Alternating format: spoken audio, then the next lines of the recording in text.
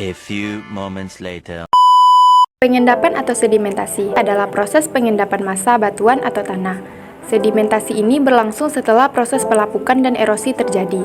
Proses ini tidak terjadi selama 1 hari atau 2 hari, tetapi mengalami berbagai tahapan sebelum terbentuk formasi batuan sedimen. Awalnya sedimen atau partikel-partikel kecil batu terbawa oleh air, gaya gravitasi, gletser, dan angin kemudian mengendap di tempat yang lebih rendah. Berdasarkan tenaga pengangkutnya, sedimentasi ini terbagi menjadi 4, di antaranya yaitu yang pertama sedimentasi akuatik atau air, yang kedua sedimentasi marin atau air laut, yang ketiga sedimentasi aeolis atau angin, dan yang terakhir sedimentasi glasial atau gletser. Pengendapan oleh air atau sedimentasi akuatik, yaitu pengendapan material-material yang terangkut oleh air di sepanjang aliran sungai. Biasanya terjadi di badan sungai, pinggir sungai, muara, dan danau. Sedimentasi ini memiliki ciri khas yaitu perbedaan butiran pada bagian hulu, batuan yang diendapkan adalah bongkahan batu besar, serta semakin ke hilir batuannya akan semakin kecil. Bahkan di daerah muara hanya berupa pasir dan lumpur. Contoh bentang alam hasil pengendapan air diantaranya adalah meander, oxbow lake, tanggul alam, delta, dan kipas aluvial. Berikut adalah bentang alam hasil pengendapan air. Yang pertama adalah meander. Meander adalah badan sungai yang berbelok-belok secara teratur dengan arah belokan mencapai lebih dari setengah lingkaran. Meander atau kelokan pada sungai ini terjadi karena proses erosi dan sedimentasi yang terjadi secara bersamaan. Hal ini terjadi karena air yang mengalir di sungai tidak pernah mengalir dalam garis lurus, bahkan dalam alur sungai yang tampaknya lurus. Aliran air yang melewati batu atau penghalang lain akan menimbulkan area pergerakan air yang akan lebih lambat dan lebih cepat. Jika proses ini terus terjadi, maka kelokan pada sungai akan semakin terbentuk. Yang kedua adalah oxbow lake atau danau tapal kuda, adalah endapan yang terbentuk jika meander atau kelokan pada sungai terputus. Hal ini terjadi ketika proses meander berlangsung terus-menerus, sehingga meander tersebut hampir membentuk lingkaran dan membuat meander hampir saling bersentuhan. Dengan menipisnya pembatas antar meander ini, maka air akan dengan mudah menerobos, sehingga aliran sungai akan meninggalkan meander ini.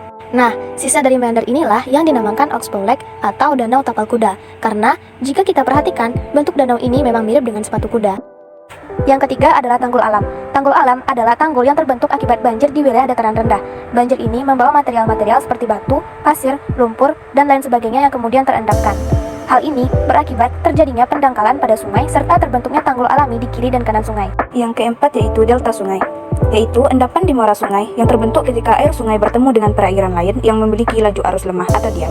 Contohnya ketika sungai bertemu dengan muaranya seperti danau atau laut. Endapan ini bisa berupa kerikil, batu, pasir, lumpur, dan sebagainya, yaitu hasil erosi yang terbawa oleh aliran sungai. Yang kelima adalah kipas aluvial, yaitu endapan yang berbentuk seperti kipas dan terbentuk oleh aliran sungai. Aliran ini berasal dari satu titik di ujung kipas. Kipas aluvial biasanya dapat ditemui di wilayah pegunungan yang sedang tererosi. Selanjutnya, pengendapan oleh air laut atau sedimentasi marin, yaitu pengendapan hasil material abrasi di sepanjang pantai.